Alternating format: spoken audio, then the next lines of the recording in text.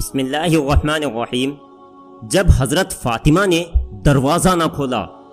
پیارے دوستو، آج میں آپ کے لیے ایک ایسا واقعہ لے کر آیا ہوں کہ جسے سن کر آپ بھی حضور صلی اللہ علیہ وسلم کی بیٹی حضرت فاطمہ رضی اللہ عنہا کی تکلیفوں پر اپنے آنسو نہیں روک سکتے۔ ایک روز حضور صلی اللہ علیہ وسلم مسجد نبوی میں تشریف لائیں تو اچانک حسن و حسین کے رونے کی آواز کانوں میں پڑی تو بے چین ہو اٹھے اور جلدی سے اپنی بیٹی فاطمہ کے گھر پہنچے۔ جا کر دروازہ کھٹکھٹایا۔ حضرت فاطمہ رضی اللہ عنہا نے اندر سے پوچھا کہ کون ہے؟ تو حضور صلی اللہ علیہ وسلم نے فرمایا کہ میں تمہارا والد ہوں۔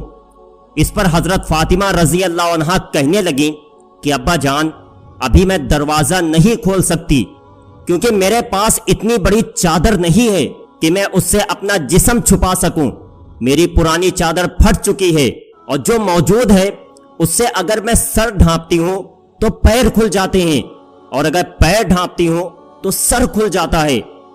حضور صلی اللہ علیہ وسلم نے جب بیٹی کی ایسی حالت سنی تو دل بھر آیا اور اپنی چادر دیوار کے اوپر سے گھر میں پھینکی اور کہا کہ اے بیٹی فاطمہ، اس چادر کو اوڑھ لو۔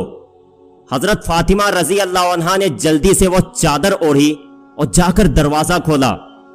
حضور صلی اللہ علیہ وسلم نے جیسے ہی اپنی بیٹی فاطمہ کا چہرہ دیکھا تو بہت غمگین ہو گئے، کیونکہ حضور صلی اللہ علیہ وسلم کی سب سے خوبصورت بیٹی حضرت فاطمہ کا چہرہ اس وقت کمزوری کی وجہ سے پیلا پڑ چکا تھا، آنکھوں کا رنگ اترا تھا اور چہرے پر ایک عجیب سی اداسی تھی۔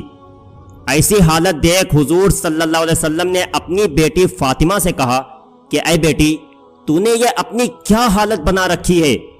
تو حضرت فاطمہ رضی اللہ عنہا نے جواب دیا کہ ابا جان، آج کئی دن گزر چکے ہیں کہ میں نے کچھ بھی نہیں کھایا۔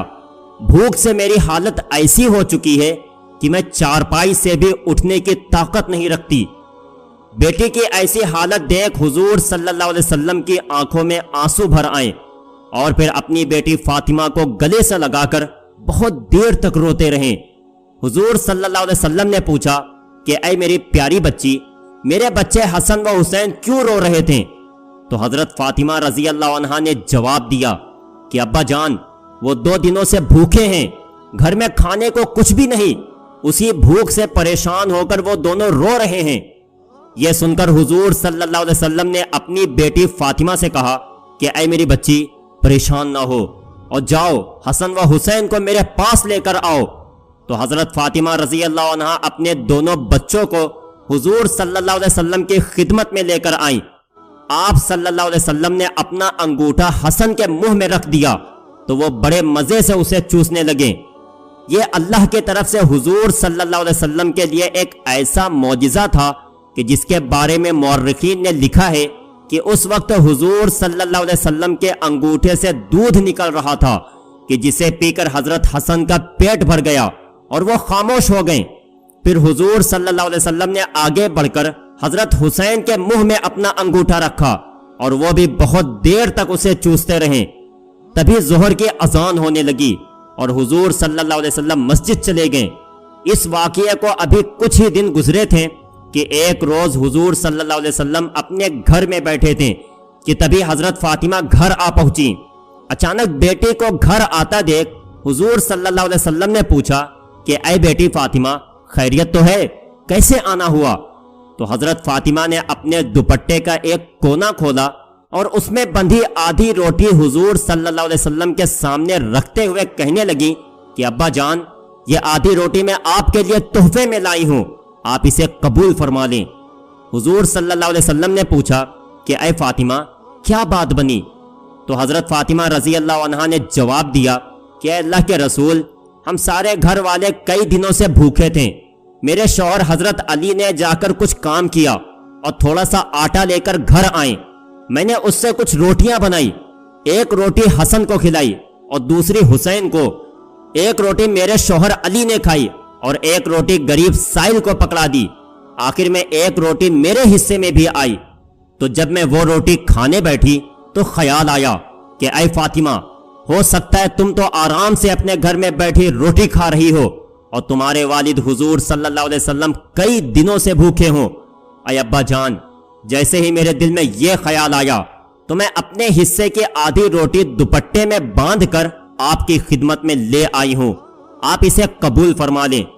حضور صلی اللہ علیہ وسلم نے اپنی بیٹی فاطمہ کو محبت کی نظر سے دیکھا اور وہ روٹی اپنے ہاتھ میں لیتے ہوئے کہا کہ اے میری بچی، قسم ہے اس ذات کی کہ جس کے قبضے میں میری جان ہے، آج 3 دن گزر چکے ہیں کہ میرے پیٹ میں کھانے کا ایک لقمہ بھی نہیں گیا۔ تو دوستو، ذرا آپ سوچیں کہ ہمارے پیارے رسول صلی اللہ علیہ وسلم نے اپنی زندگی میں ایسی تکلیفیں کیوں اٹھائیں؟ کیا ان کے پاس کسی چیز کی کمی تھی؟ وہ اگر اشارہ کر دیتے تو پہاڑ بھی سونا بن جاتا۔ ان کی ایک دعا پر اللہ تعالیٰ پوری جنت کو ہی زمین پر اتار دیتے۔ ان کے ایک حکم پر فرشتے ساری دنیا کی نعمتیں ان کے قدموں میں لا کر رکھ دیتے۔ ہمارے حضور صلی اللہ علیہ وسلم تو وہ انسان تھے کہ جنہوں نے چاند کی طرف اشارہ کیا تو اس کے 2 ٹکڑے ہو گئے، سورج کو حکم دیا تو وہ اپنی جگہ پر ٹھہر گیا، ان کے ایک آنسو پر پورے آسمان میں تہلکا مچ جاتا تھا، اور اللہ تعالیٰ جبریل کو بھیج کر کہتے کہ اے جبریل، میرے پیارے نبی سے جا کر پوچھو کہ انہیں کس چیز کی ضرورت ہے، وہ جو بھی مانگیں میں وہ سب دینے کو تیار ہوں۔ لیکن حضور صلی اللہ علیہ وسلم کا صرف ایک ہی جواب ہوتا کہ اے اللہ، قیامت کے دن میری امت کو بخش دینا۔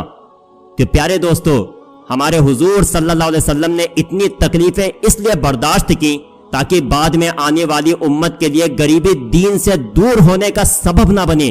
اگر کسی غریب کے گھر میں کھانے کو نہ ہو تو وہ صبر کر سکے کہ جب ہمارے رسول کے گھر میں 2 مہینے چولہا نہیں چلا اور انہوں نے اپنے پیٹ پر 4 پتھر باندھے تو ہم بھی قربانی دے سکتے ہیں۔